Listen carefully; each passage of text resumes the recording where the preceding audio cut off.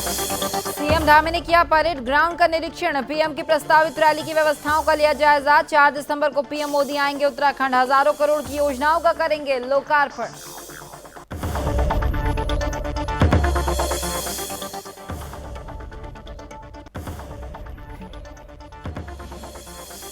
CM Dhami ने की CM Shivraj Singh Chauhan से मुलाकात। कहा शिवराज सिंह चौहान बीजेपी के वरिष्ठ नेता हैं। मौके पर कैबिनेट मंत्री स्वामी यतीश्वरानंद जी भी रहे मौजूद।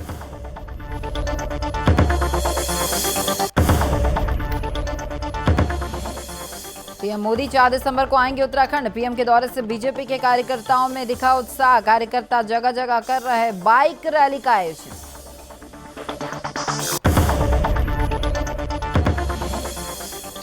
और प्रधानमंत्री फसल बीमा सप्ताह रथ का हुआ उद्घाटन। उत्तरकाशी के डीएम ने रथ को दिखाई हरी झंडी। प्रधानमंत्री फसल बीमा सप्ताह रथ से किसानों को मिलेगा लाभ।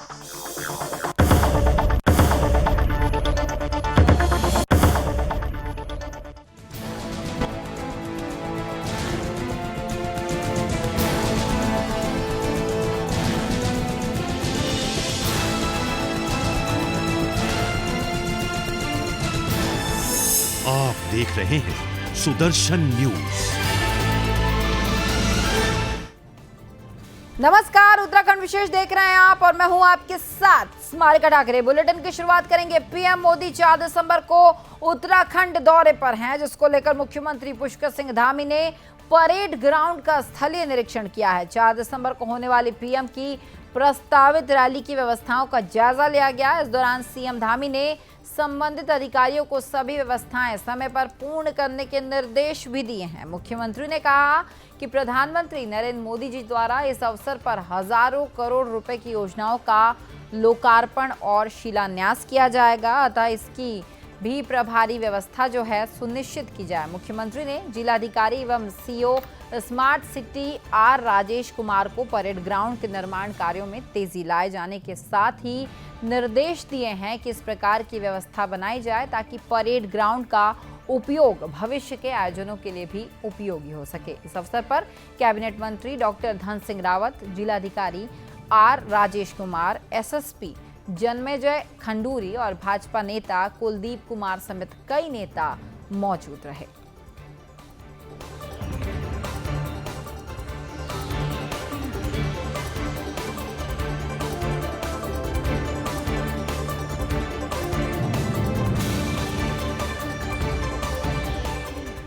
तो वहीं उत्तराखंड के मुख्यमंत्री पुष्कर सिंह धामी आज हरिद्वार के देव संस्कृति विश्वविद्यालय पहुंचे, जहां उन्होंने मध्य प्रदेश के मुख्यमंत्री शिवराज सिंह चौहान से शिष्टाचार भेंट की। इस अवसर पर मुख्यमंत्री पुष्कर सिंह धामी ने उत्तराखंड में भू कानून को लेकर सरकार में चर्चा होने की बात ये की है और मुख्यमंत्री धामी ने कहा कि शिवराज सिंह चौहान भाजपा के वरिष्ठ नेता रहे हैं, जिनसे उनको लगातार मार्गदर्शन मिलता रहा। आज भी उनसे शिष्टाचार के तौर पर मुलाकात करने हरिद्वार वो पहुंचे। इस अवसर पर सवाल का जवाब देते हुए उन्होंने कहा कि देवस्थानम बोर्ड को बंद किए जाने के फैसले तो जनता के सुझाव और उनकी अपील पर जो है ये फैसला लिया गया। तो वहीं भू कानून पर उन्होंने कहा कि जनता से इस विषय में सुझाव मांगे जा रहे हैं और जो भी विचार आएंगे उसी के आधार पर भू कानून को लेकर भी उत्तराखंड में फैसला लिया जाएगा।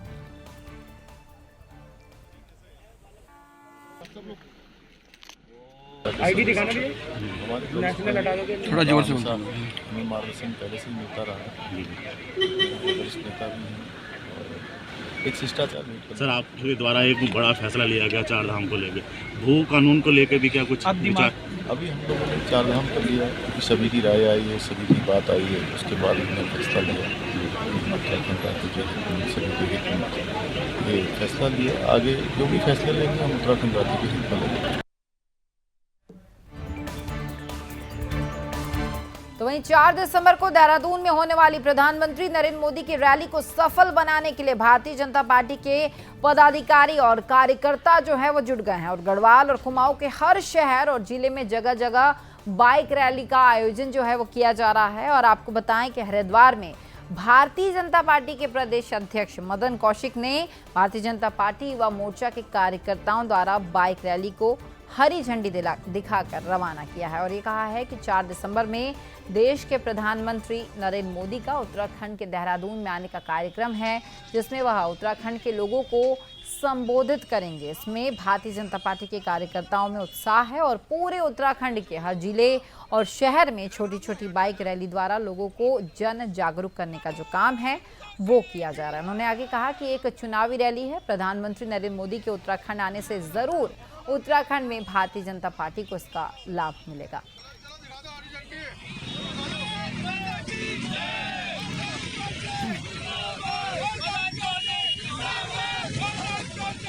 जगह जगह जो नरेंद्र मोदी जी का 4 तारीख का कार्यक्रम है देहरादून में, तो सभी विधानसभाओं में स्कूटर रैली जन जागरण करने के लिए लोगों को एक उनकी भावना की 4 तारीख को देहरादून चलना है। महिला मोर्चे की स्कूटर की रैली और कहीं कहीं 3 व्हीलर रैली, विक्रम रैली, ये पूरे देहरादून में, हरिद्वार में, सभी जगह इस प्रकार का एक युवा मोर्चा कार्यक्रम कर रहा है। आज ये हरिद्वार का युवा मोर्चा हमारे तीनों मंडल का यहाँ एक देहरादून चलने का आह्वान करते हुए एक रैली का। तो वहीं आजादी का अमृत महोत्सव कार्यक्रम के अंतर्गत उत्तरकाशी जिलाधिकारी कलेक्ट्रेट परिसर से प्रधानमंत्री फसल बीमा सप्ताह रथ को हरी झंडी दिखाकर रवाना किया गया। जिलाधिकारी ने कृषि और बीमा कंपनी को उत्तरकाशी जनपद के अधिक से अधिक किसानों को प्रधानमंत्री फसल बीमा योजना से लाभान्वित करने के निर्देश दिए हैं तथा रथ के माध्यम से 1 सप्ताह तक जागरूकता अभियान चलाने का निर्देश भी दे दिया गया है। इस दौरान मुख्य विकास अधिकारी गौरव कुमार ने बताया कि प्रधानमंत्री फसल बीमा योजना के अंतर्गत व्यक्तिगत आधार पर गेहूं की फसल को प्राकृतिक आपदा से क्षति होने पर पीड़ित किसानों को योजना से लाभान्वित किया जाएगा, जिसके लिए जनपद में 1 दिसंबर से 15 दिसंबर तक कैंप का आयोजन जो है वो किया जा रहा है, जिसमें कृषकों द्वारा गेहूं की फसल के बीमा हेतु आवेदन किया गया है।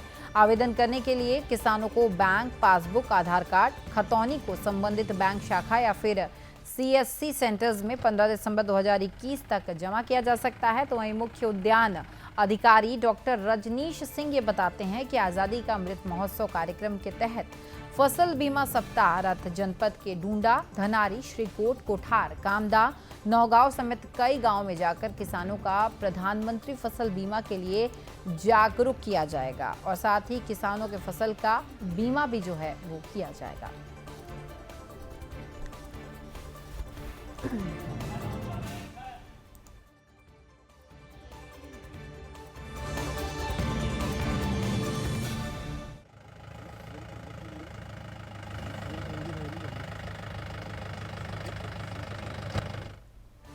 तो वहीं अल्मोड़ा जिले के विकास खंड सल्ट में बीजेपी नेता डॉक्टर यशपाल रावत ने घर घर भाजपा, हर घर भाजपा अभियान के तहत अपने समर्थकों के साथ रोड शो किया। इस दौरान बीजेपी नेता ने सल्ट विधानसभा से अपनी दावेदारी पेश करते हुए ग्राम पंचायत औलेत, भयाडी, मुंडा, कटौदी आदि विभिन्न गांवों में जाकर केंद्र और राज्य सरकार की योजनाओं की जानकारी दी। डॉक्टर यशपाल रावत ने कहा कि सरकार ने किसान सम्मान निधि और ग्रामीण के लिए कई योजनाएं बनाई हैं। ग्रामीण सरकार की योजनाओं से बेहद खुश है। उन्होंने कहा कि केंद्र की मोदी सरकार और प्रदेश की धामी सरकार ने प्रदेश में हर वर्ग के लोगों के लिए कल्याणकारी योजनाओं का संचालन किया।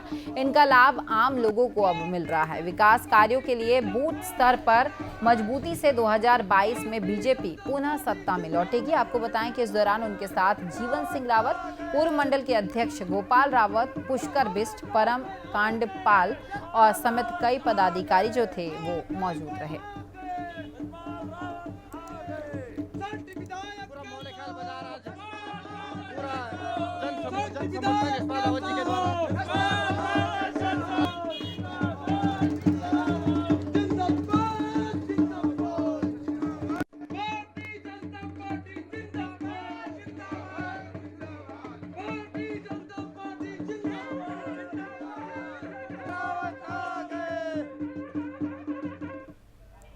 तो वहीं पहाड़ों की रानी मसूरी में एकमात्र सरकारी उप जिला चिकित्सालय इन दिनों अव्यवस्थाओं की मार झेल रहा है। अस्पताल में कर्मचारी की भारी कमी के कारण सही तरीके से संचालित जो है नहीं हो पा रहा है। अस्पताल में डॉक्टर्स तो हैं परंतु स्टाफ नर्स चतुर्थ श्रेणी के कर्मचारी ना होने के कारण अस्पताल को संचालन करने में भारी दिक्कतों का सामना करना पड़ रहा है, जिसके चलते लोगों में भारी आक्रोश भी देखने को मिल रहा है। स्थानीय लोगों का कहना है कि मसूरी के उपजिला चिकित्सालय में सभी स्वास्थ्य सुविधाएं उपलब्ध कराई जाने को लेकर सरकार और कैबिनेट मंत्री गणेश जोशी द्वारा बड़ी बड़ी बातें तो की गई, परंतु मसूरी में स्वास्थ्य सुविधाओं के नाम पर अस्पताल में कुछ भी उपलब्ध नहीं है। उन्होंने कहा कि करोड़ों रुपए लगाकर आईसीयू वार्ड बनाए गए परंतु उनको संचालित करने के लिए ना तो डॉक्टर्स हैं और ना ही स्टाफ। आईसीयू वार्ड में ताले लटके हुए हैं। अस्पताल में ऑपरेशन थिएटर आज तक शुरू नहीं हो पाया। अस्पताल में गंदगी का अंबार भी लगा हुआ है। साफ सफाई करने वाले कर्मचारियों की नियुक्ति यहाँ नहीं की जा रही है।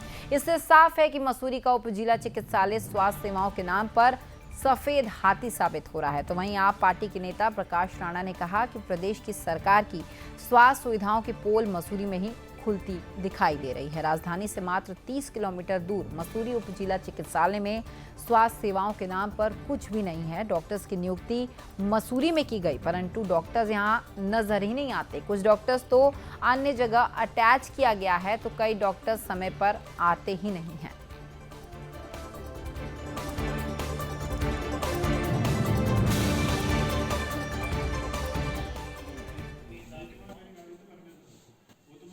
कि बहुत ही दुखद बात है ये कि एक तो ये मसूरी विश्वविख्यात पर्यटन तीर्थ स्थल है, हमारा घूमने का है। यहाँ पर देश विदेश के लोग भी आते हैं और हमारा ये मसूरी एक क्षेत्र है, ये आसपास के सभी लगभग क्षेत्रीय लोगों से जुड़ा हुआ है। गांव नज़दीक है, यहाँ पर लगभग दूर दराज से लोग भी यहाँ मसूरी में आते हैं। यहाँ पर प्रांगण में कुत्ते घूम रहे हैं। हॉस्पिटल की हालत ऐसी है कि यहाँ पर डॉक्टर पूरे नहीं है, डॉक्टरों का काम नर्सें कर रही हैं, स्टाफ पूरा नहीं है। स्टाफ बेचारे झाड़ू पोछा वही मार रहे हैं। किसी की डिलीवरी अगर होती है तो उसको भी स्टाफ ही देख रहा है। डॉक्टर यहाँ क्या इनकी टाइमिंग आने की क्या जाने की कुछ पता ही नहीं इनका, या कोई मैनुअल रजिस्टर चल रहा होगा तो इनको कोई पूछने वाला है नहीं, कोई सुपरविजन करने वाला कोई है नहीं। यहाँ फैसिलिटी कुछ है नहीं हॉस्पिटल के अंदर। और जितने भी डॉक्टर हैं इनके जाने के लिए कोई ना बोल रहा है ना आने के लिए कुत्ते घूम रहे हैं। नगर पालिका के लोग हैं यहाँ पे, उन्हें फ़ोन कर सकते हैं, बुला सकते हैं, लेकिन जिम्मेदारी है नहीं। सिर्फ आया अपना जो इनकी ड्यूटी का जो टाइम है वो पीरियड काटा और भाग लिए, उससे पहले भाग जा रहे हैं। आधे से ज़्यादा डॉक्टर यहाँ सुना मैंने यहाँ नशे में रहते हैं अंदर, तो साफ सफाई। तो वहीं शक्तिमान यूनियन सभा में शक्तिमान डंपर वाहन स्वामी और क्रेशर सप्लायर ने गांधी मैदान में आज अहम बैठक की, जिसमें वाहन स्वामियों क्रेशर सप्लायर ने 2.5 घंटे काफी गर्मा गर्मी के चलते आरबीएम और पत्थरों के रेट खोले गए हैं, जिसमें पत्थर 60 से ज्यादा और आरबीएम का रेट भी 62 पर खोला गया है। तो वहीं मौजूद खनन व्यापारी दीपक सिंह ने बताया कि आज शक्तिमान यूनियन की अहम बैठक हुई, जिसमें रेट तय हो चुका है। सीमा चुका तलखी से जो ओवरलोड खनन सामग्री आ रही है, इसके विरोध में लोग जो है आवाज उठाएंगे और ऐसे में यूनियन काफी समय से भंग भी चल रही है, जिसके चलते यूनियन की तरफ से जो सुविधाएं दी जाती थी वह सब अब समाप्त कर दी गई। और ये बताया जा रहा है कि जल्द ही रास्ते को दुरुस्त कर शारदा बैराज डाउनस्ट्रीम का जो गेट है वो खोल दिया जाएगा। आपको बताएं कि बैठक में अवैध वसूली का भी खंडन किया गया है।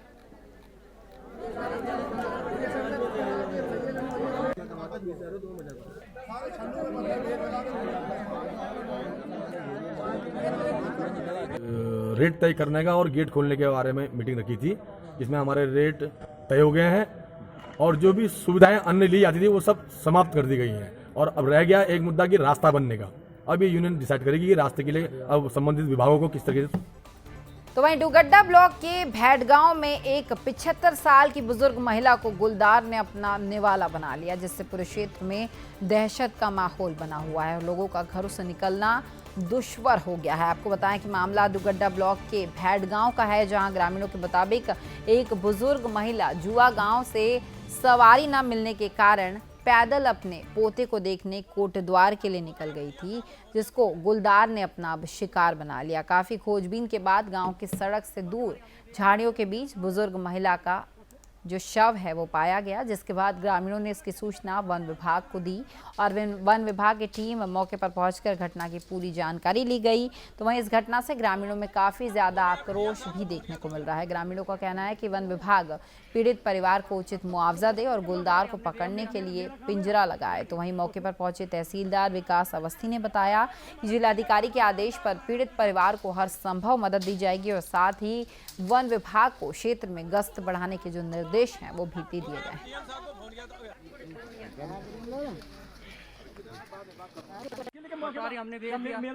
हैं। हमारे यहाँ के क्या बोलते हैं, गांव के लोग मतलब स्कूल जाते हैं पढ़ने के लिए, बच्चे दूध वाले भी आते हैं। हमारे ग्राम सभा में मतलब एक बार नहीं 4 बार केस हो गया ये। यहाँ पे इस गांव में क्या बोलते हैं, तो पिंजरा लगाओ, पिंजरा नहीं लगेगा तो यहाँ पे हम भूख हड़ताल में बैठ जाएंगे। हम यहाँ पे आते हैं चले जाते हैं, बोलते हैं कि हम लगाएंगे, हम ये बात है ना, बाद में क्या बोलते हैं फिर आगे भी चले जाते हैं। कुछ सुनवाई नहीं हो रही, बिल्कुल भी नहीं है। गांव में 4 हादसा हो गए, हमको बहुत परेशानी हो रही। हमेशा 4 बजे घर के आगे खड़े हो जा रहा हो, हम उसको भगा भी रहे हैं, वो भी नहीं मतलब भागता भी नहीं है, वहीं पे बैठा रहता है। और ये लोग अधिकारी लोग चुपचाप बैठे हुए हैं। उनको हमने कई बार बोल लिया कि आप पिंजरा लगा दो, कुछ कर दो, इसको पकड़ के ले जाओ, लेकिन ये लोग सुनते हैं, आते हैं रात को फिर भाग जाते हैं। निश्चय दुखदायी घटना है और इस तरह की घटनाएं शायद पूर्व में भी यहाँ पे होती रही हैं। इसमें वन विभाग और जो वन विभाग द्वारा जो भी अनुतोष होता है उसके संबंध में डीएम साहब द्वारा डीएफओ को जो है ये निर्देशित किया जा चुका है कि ये तत्काल जो भी कार्रवाई होगी इनकी तरफ से ये करेंगे वन विभाग की तरफ से। सूचना मिली 7-7:30 बजे सूचना मिली कि एक महिला भैड़गांव से कल शाम को चली थी और जुआ हो के उन्हें कोटद्वार जाना था, लेकिन जब कोटद्वार घर नहीं पहुंची तो घर वालों ने जब ढूंढा तो यहाँ से कुछ लोग टीचर जुआ गाँव जा रहे थे तो उनको कुछ यहाँ पे ब्लड दिखाई दिया। तो यहाँ से देखा तो उन्होंने देखा शायद कोई गुलदार, उनको रास्ते में गुलदार भी मिला उनको, और उसको उस लेडीज़ को यहाँ नीचे जब गए तो यहाँ नीचे मृतक पाई गई। उसको पूरा जब उसका पूरा शरीर खाया था।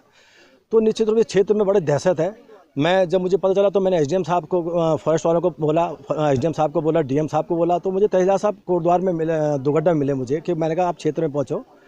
तो उन्होंने मुझे बड़ा वो वहाँ कि उन्होंने कहा मैं पटवारी को लेकर आ रहा हूँ, कि जब मैं यहाँ 1-1.5 घंटा खड़ा था, मैंने जब फ़ोन किया जी मैं कोटद्वार चला गया। तो वहीं जनपद उधम सिंह नगर के जशपुर काशीपुर नेशनल हाईवे पर स्थित टोल प्लाजा पर टोल टैक्स को लेकर छोटे वाहन चालकों और टोल प्लाजा कर्मचारियों के बीच विवाद हो गया। आपको बताएं कि 1 दिसंबर से टोल टैक्स वसूला जाना था, लेकिन आज जब टोल टैक्स वसूलना शुरू किया गया तो लोकल वाहन जो काशीपुर जशपुर सवारियां ढोते हैं उन्होंने इस बात का विरोध किया और विरोध इतना बढ़ गया कि टोल प्लाजा पर सैकड़ों लोगों की जो भीड़ है वो लग गई। तो वहीं टोल अधिकारी का ये कहना है कि NHI के द्वारा गजट आता है, उसके अनुसार महीने के पास बनाए जाते हैं। उसी के सिलसिले जो है मैजिक वाले यहाँ आए, उनकी समस्या का समाधान अब हो गया है। अब प्राइवेट बस वालों से बातचीत जो है वो जारी है और जो लोकल के आने जाने वाले हैं उन्हें किसी बात की परेशानी नहीं होगी, उसका पूरा सहयोग किया जाएगा। तो वहीं इस पूरे मामले को संज्ञान में लेते हुए आम आदमी पार्टी के वरिष्ठ नेता यूनुस चौधरी जो थे वो मौके पर पहुंचे। उन्होंने बताया कि मैजिक वाले हो या फिर स्कूल बस वाले जो रोजाना यहां से आते जाते हैं उनकी मांगे जायज़ है। इस संबंध में NH के अधिकारियों से बातचीत जो है वो अभी की जा रही है।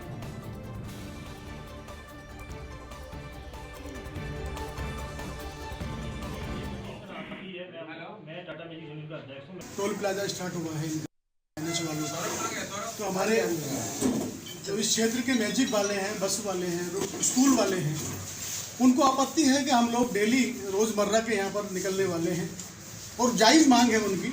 हम भी उस मांग का समर्थन कर रहे हैं कि ये मांग जायज़ है, क्योंकि बेचारे ये बहुत थोड़ा सा अपने रोजी रोटी के लिए रोज़ रोड पे आते हैं। तो इनके लिए आज इनसे हमारे जो NH के जो अधिकारी लोग हैं उनसे वार्ता हुई है, वो वार्ता चल रही है कि जो बसें हैं, जो बस वालों की मांग है, जो हमारी स्कूल की बसें हैं, वो कह रहे हैं कि हमारी बसें फ्री हों और हम ये चाह रहे हैं कि हमारे ऑटो वाले फ्री हों। लेकिन अब वार्ता हो रही है, जहाँ भी रास्ता निकलेगा, चूँकि हम लोग बैठ के समझौता करेंगे और ये मांगे हमारी क्षेत्र की जनता की जायज़ हैं, हमारे क्षेत्र के मैजिक वालों की जायज़ हैं, क्योंकि बेचारे बहुत थोड़ी सी पूंजी में काम करते हैं। ये मंथली पास बनाए जाते हैं, जैसा NHI का जो बजट आता है उसके अकॉर्डिंग जो टैरिफ होता है उसी के हिसाब से हम लोग बनाते हैं मंथली पास। उसी के सिलसिले में मैजिक वाले आए, उनकी समस्या का समाधान हो गया। अभी बस वाले आए हैं, उनसे बात चल रही है, वार्तालाप हो रही है, हम बैठे हुए बात कर रहे हैं, आपके सामने देख ही लिया आपने। समस्या का समाधान सबकी होगा और लोकल के किसी भी यूज़र को या रोड पे चलने वाले किसी भी यूज़र को कोई परेशानी नहीं होगी। शांतिपूर्वक टोल चलेगा, बिल्कुल स्मूथली चलेगा। कलेक्शन करना है, आराम से करेंगे, कोई दिक्कत। जनपद पौड़ी गढ़वाल के सतपुली में 4.43 करोड़ की लागत से बनने वाला पर्यटक अतिथि गृह का कार्य कई महीनों से ठप पड़ा हुआ है। आपको बताएं कि सतपुली में उत्तराखंड के पर्यटन मंत्री सतपाल महाराज ने 20 अगस्त 2020 को सतपुली में एक पर्यटक अतिथि गृह और बहुउद्देशीय हॉल का शिलान्यास किया था, लेकिन लगता है कि हाथी के दांत खाने के और दिखाने के और वाली कहावत यहाँ बिल्कुल सटीक बैठती है। महाराज ने कहा था कि ये पर्यटक अतिथि गृह परंपरागत पहाड़ी शैली जिसमें तिबरी, डंडियाली, मोरी का समावेश किया जाएगा, लेकिन आज 1 साल बीत जाने के बाद भी इसका बेस अब तक बनकर तैयार नहीं हो पाया है। स्थानीय लोगों का कहना है कि महाराज की घोषणाएं केवल घोषणाओं तक ही सीमित है, धरातल से उसका कोई लेना देना नहीं है।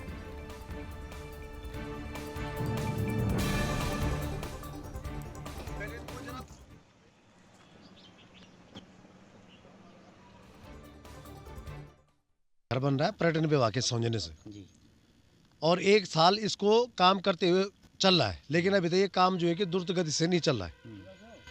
यहाँ पे जो है कि मतलब माननीय सतपाल महाराज जी के द्वारा खुले मंच से बोला गया था कि गाँव वालों को यहाँ पे रोजगार मिलेगा, लेकिन कोई रोजगार नहीं मिला। ना गाँव वालों को पूछा जा रहा है, बल्कि गाँव वालों को उल्टा हड़काया जा रहा है कि तुम यहाँ क्यों आ रखे हो, तो यहाँ से पत्थर क्यों उठा रहे हो, तुम यहाँ से क्यों झाड़ी काट रहे हो। कितने टाइम से? ये करीबन 3-4 महीने हो गए। 3-4 महीने? बिल्कुल 3-4 महीने से काम बंद है और गाँव वालों को कोई रोजगार नहीं मिल रहा है और न विकास कार्यक्रम द्रुत गति से चल रहा है। एक बार महाराज जी को पत्राचार किया था, लेकिन उन्होंने कोई जवाब नहीं दिया मेरे को आज तक। तो मेरे दृष्टि से ठीक 2022 में ही मिलेगा कि कहाँ वो झील है जिसकी घोषणा यहाँ 5 साल पहले हुई थी, कहाँ ये पर्यटक आवास गृह में क्या कार्य हुए हैं, ये आप भी देख रहे हैं और मैं भी देख रहा हूँ। और बाकी और भी चीज़ें हैं। नयार घाटी की हमारी सतपुली की झील है, नयार घाटी में क्या विकास हुए वो चीज़ है। और अब खैरा सैनी की झील कहाँ गई, ये जवाब भाजपा को तो देना ही होगा। जनता मेरे ख्याल से 22 तारीख को इसका जवाब जनता की ओर से दिया जाएगा और उससे पहले ये लोग दे दे तो अच्छी बात है। देखो, उत्तराखंड राज्य आंदोलनकारी विषय अलग है और विकास कार्य अलग है। जहां आंदोलनकारियों की लड़ाई है, वो आज आंदोलनकारियों की बदौलत सत्ता पर सत्तासीन जो आज पार्टियां बैठी हैं, वो आंदोलनकारियों के सपनों को साकार करने के लिए अलग राज्य जो मांगा था उसकी बदौलत सत्तासीन है। वहीं आंदोलनकारियों की बात करते हैं तो आंदोलनकारी नयार घाटी अभी संगठन है, उसमें छूटे हुए चिन्हित राज्य आंदोलनकारियों के लिए हम प्रयासरत हैं। और जैसे अन्य जिलों में इनका चिन्हीकरण हुआ है, वैसे ही हम मांगते हैं कि नयार घाटी क्षेत्र के लोगों का चिन्हीकरण किया जाए। जहां विकास की बात कर रहे हैं, विकास की जिम्मेदारी उन जनप्रतिनिधियों पे है जो जनता ने चुन के भेजे। जितने जनप्रतिनिधि जिम्मेदार हैं, उससे ज़्यादा यहाँ की जनता भी जिम्मेदार है, क्योंकि जब 365 दिन वो सोई रहती है, चुनाव आते हैं उसी। अब खबर हरिद्वार से है, जहां हरिद्वार के जिलाधिकारी विनय शंकर पांडे ने कोरोना वायरस की रोकथाम के लिए अधिकारियों के साथ मीटिंग कर उनको सख्त निर्देश दिए हैं कि जिला हरिद्वार में कोरोना टेस्टिंग ज्यादा से ज्यादा करवाई जाए। पुलिस विभाग, स्वास्थ्य विभाग और कॉलेजों, हॉस्टल में कर्मचारियों और साथ ही जो भीड़भाड़ वाले स्थान हैं, वहां पर कोरोना टेस्टिंग अधिक से अधिक की जाए, इसकी बात उन्होंने की है। आपको बताएं कि जिस तरीके से पुलिस विभाग में कोरोना से संक्रमित कर्मचारी निकले हैं और लगातार प्रतिदिन हरिद्वार जिले में कोरोना से संक्रमित केस निकलकर सामने आ रहे हैं, उससे कोरोना के नए वेरिएंट सामने आने से धर्म नगरी में जो चिंता है वो बढ़ गई है, क्योंकि धर्म नगरी हरिद्वार में देश विदेश से जो लोग हैं वो प्रतिदिन यहाँ आते हैं। इसलिए सभी विभागों को और आपदा कंट्रोल रूम को 24 घंटे अलर्ट पर रहने के निर्देश जारी कर दिया गया है। हरिद्वार के जिलाधिकारी विनय शंकर पांडे ने कहा कि कोरोना के नए वेरिएंट को देखते हुए हमने हरिद्वार जिले के बॉर्डर्स पर और भीड़भाड़ वाले स्थानों पर कोरोना की टेस्टिंग ज़्यादा करने के आदेश दिए हैं।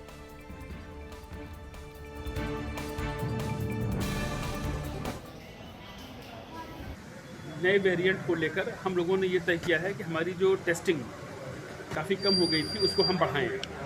और शुरुआत में ये निर्देश हमने दिए हैं कि जो चंक में जहाँ लोग हैं, जैसे कल पुलिस लाइन में सब चेकअप हुआ, आज हम लोगों ने 40वीं महीने पीएससी में अपना कैंप लगा रखा है।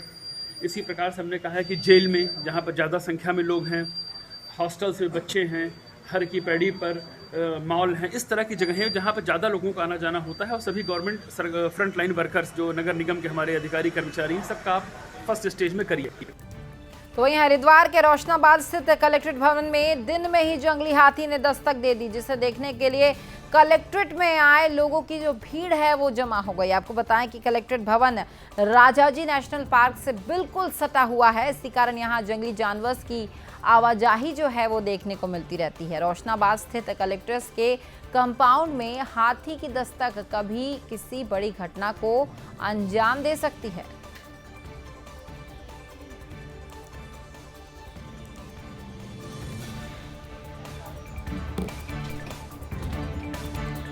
अब खबर हरिद्वार से है, जहां हरिद्वार के भूपतवाला में स्थित वेद निकेतन में महादेव सेना की तरफ से हिमालय दर्शन एक्सपो 2021 का आयोजन किया गया, जिसमें उत्तराखंड की संस्कृति को दर्शाते हुए पहाड़ों के व्यंजन और वेशभूषा को प्रस्तुत किया गया, जिससे कि उत्तराखंड की संस्कृति को दूर दराज से आए लोग भी जान सके। तो वहीं महादेव सेना के संस्थापक राजेंद्र सेमवाल ने कहा कि हमारी संस्था 10 सालों से उत्तराखंड की संस्कृति और पर्यावरण को बचाने के लिए कार्य कर रही है, और आज हरिद्वार में हिमालय दर्शन एक्सपो 2021 का आयोजन किया जा रहा है, जिसमें देश विदेश से टूर ऑपरेटर इसमें शामिल होने के लिए आए हैं, जिससे कि देश के कोने कोने से विदेशों से पर्यटक उत्तराखंड की जो संस्कृति है उसे जान सके।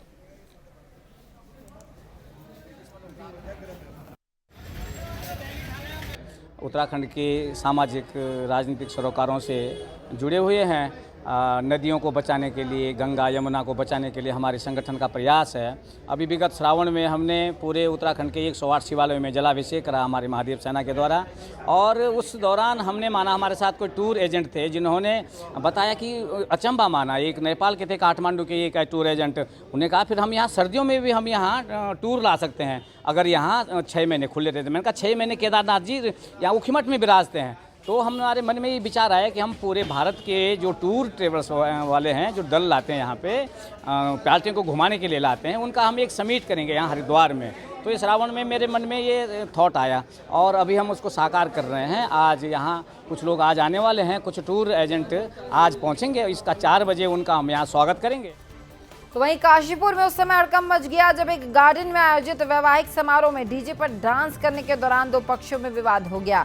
तो ये विवाद इतना बढ़ गया कि दोनों पक्षों में हाथापाई शुरू हो गई, जिसके बाद वहां मौजूद लोगों ने दोनों पक्षों को समझा बुझाकर मामला शांत कराया। लेकिन फिर कुछ ही देर बाद एक पक्ष ने अवैध पिस्टल से दूसरे पक्ष पर फायरिंग शुरू कर दी। फायरिंग से शादी समारोह में जो है दहशत फैल गई और साथ ही फायर करने वाले दोनों युवक जो हैं मौके से अब फरार हो गए हैं।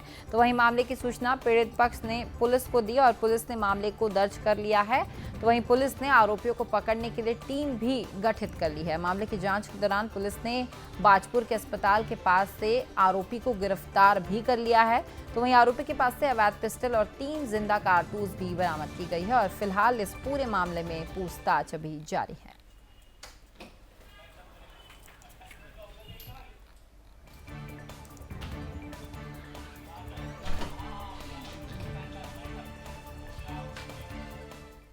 तो फिलहाल उत्तराखंड विशेष में इतना है, लेकिन सुदर्शन न्यूज में खबरों का सिलसिला लगातार जारी रहेगा। जय हिंद।